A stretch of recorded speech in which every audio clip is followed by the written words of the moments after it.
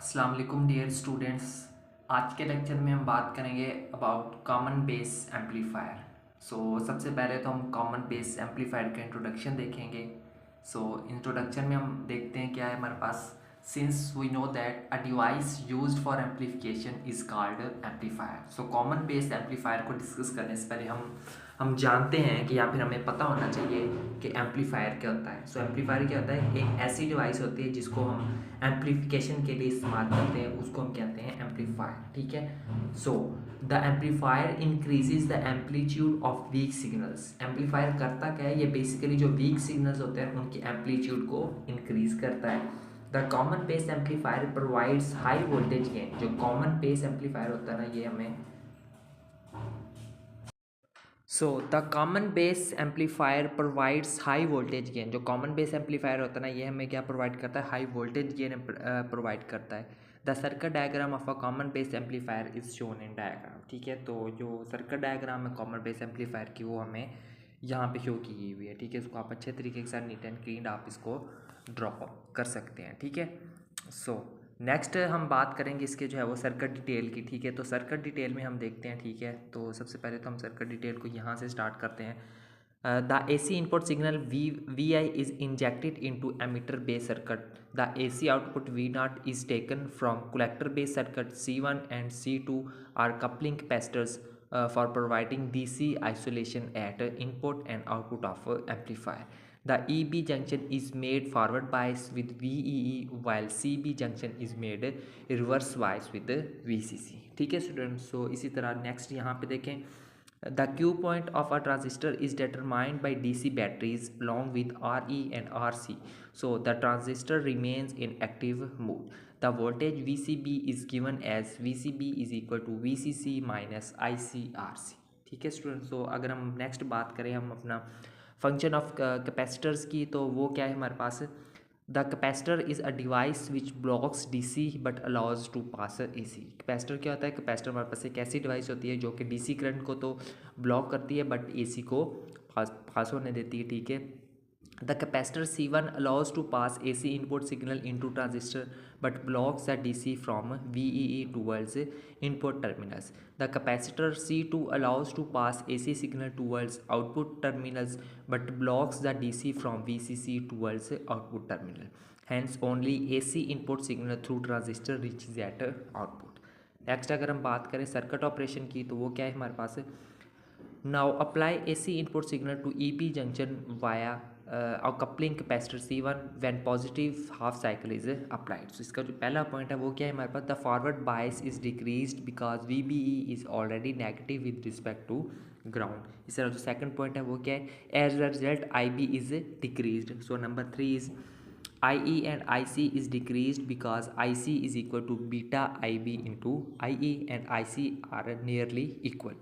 Number 4 is the drop ICRC is decreased. ठीक है students, तो इस तरह से आपने इनको जो सर्किट ऑपरेशन की इस तरह से 4 पॉइंट्स में आप इसको डिवाइड कर सकते हैं। नेक्स्ट देखें, इसका जो है नेक्स्ट पॉइंट है हम उसको उसकी अब बात करते हैं। ठीक है, नेक्स्ट पॉइंट है हमारे पास number 5 is hence VCB is increased according to relation VCB is equal to VCC minus ICRC. And the number 6 is it means positive output half cycle is produced, therefore there is no phase change between input signal and output signal, hence voltage amplification is possible in common base amplifier circuit. ठीक है students, तो उसके बाद अगर हम बात करें यहाँ पे AC इक्विवेलेंट सर्किट की, तो वो देखिए हमारे पास कहाँ से स्टार्ट हो रहा है। To obtain AC equivalent circuit we need to short circuit all the DC sources, therefore short circuit VCC VEE C1 and C2, hence our wire is provided at the place of these sources. The circuit diagram is shown in. ठीक है, next यहाँ पे इसको मज़ीद देखें। ठीक है, यहाँ से इसको स्टार्ट करते हैं। For proper analysis, replace the transistor with RE equivalent model. Now calculate input impedance ZI, output impedance Z0, voltage gain AV, current gain AI and power gain using the circuit. ठीक है, circuit diagram को use कर हम ये वाले तमाम terms को calculate करेंगे। तो सबसे पहले हम कैलकुलेट करते हैं इनपुट इम्पीडेंस को। ठीक है, इनपुट इम्पीडेंस को कैलकुलेट करते हैं, स्टार्ट करते हैं। द इनपुट इम्पीडेंस जिसको हम नाम दे रहे हैं Z1 का is impedance seen from input terminals when VI is short. The resistances between input terminals are RE and small re. Both RE and small re are in parallel. The input impedance ZI is given as, ठीक है, वो हमारे पास क्या है, इस चीज़ के equal है. सो यहाँ पे नेक्स्ट देखिए, as R E is very very greater than R E, so small R E is neglected in denominator. Okay, so next यहाँ पे जो है हमारे पास जो इनपुट इम्पीडेंस की वैल्यू हमें क्या मिलेगी, ये वाली मिल जाएगी. ओके स्टूडेंट, सो नेक्स्ट यहाँ पे देखें, this is input impedance of common base amplifier. It has small value because are E is small.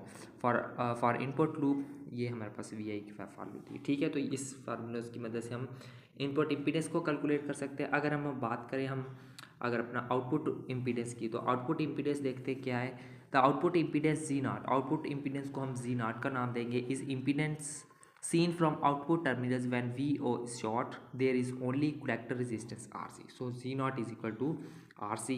If load resistance RL is connected across output terminals, then अगर हमारे पास जो है वो उसके जो आउटपुट टर्मिनल्स के अक्रॉस अगर लोड रेजिस्टेंस को भी कनेक्ट किया जाए, तो उस नतीजे में हमारे पास जो आउटपुट इम्पीडेंस है वो किसके बराबर होती है, RC RL divided by RC plus RL. ठीक है, तो इस बात का खास ख्याल रखना है आप लोगों ने. उसके बाद हम बात करते हैं यहाँ पे, this is output impedance of common base amplifier. It has high value because R C and R L are high. उसके बाद हम बात करते हैं वोल्टेज गेन की. वोल्टेज गेन कैलकुलेट करने के लिए यहाँ से स्टार्ट करेंगे. The voltage drop across R C is, ठीक है, हमारे वोल्टेज ड्रॉप इस चीज़ के इक्वल दिया हुआ है. उसके बाद यहाँ पे देखिए, but I not is equal to I E which is equal to I C. So यहाँ पे इसको हम रिप्लेस कर सकते हैं. इसको हम क्या देते हैं, क्वेश्चन नंबर 1 का नाम दे देते हैं. सो फॉर इनपुट लूप के लिए यहाँ पे हमारे पास वी आई बराबर होगा आई ई इंटू आर ई. सो इसको हम क्या देते हैं, question number 2.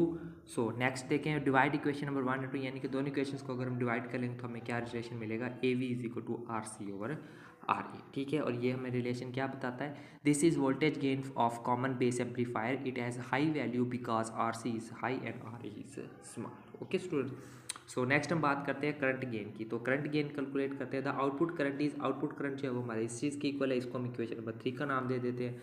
Assuming that are E is very very greater then small R E, so all input current I E flow through R E and nothing through capital R E. ठीक है, सो ये हमारे पास इस चीज़ के इक्वल आ जाएगी. इसको हम equation number 4 का नाम देते हैं. डिवाइड इक्वेशन नंबर 3 एंड 4, यानी कि दोनों इक्वेशन को जब हम ड्राइव करेंगे तो हमें ए आई बराबर मिल जाएगा आई के 1 के. सॉरी, ठीक है. सो पावर गेन की अगर हम बात करें तो पावर गेन को ए पी से डोनेट करते हैं, तो वो हमारे पास किसके बराबर होगी, ए वी इंटू ए आई, जिसके हमारे पास है इस चीज़ के इक्वल आ जाएगी. सो यहाँ पे क्या है, the power gain of common base amplifier is approximately equal to voltage, यानी कि तकरीबन ये वोल्टेज गेन के इक्वल होती है हमारे पास.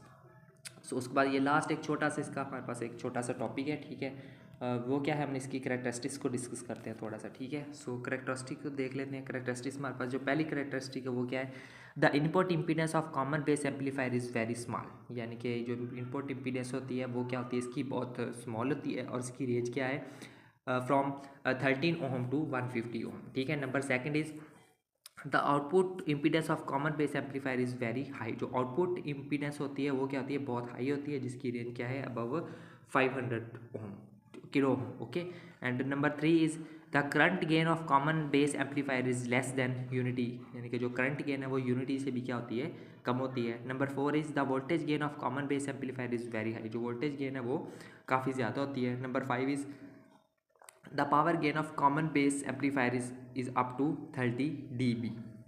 Next है number 6 है, it has no phase shift between input and output voltage. Number 7 is it has high stability of collector current with temperature changes. And number 8 is it is used for impedance matching. Okay students, तो ये था हमारा आज का topic जिसमें हमने common base amplifier को discuss किया है. बड़ी डिटेल में हमने इसको डिस्कस किया है. ठीक है, इसके साथ जुड़ी छोटी छोटी टर्म्स को भी हमने कैलकुलेट किया है बाकायदा.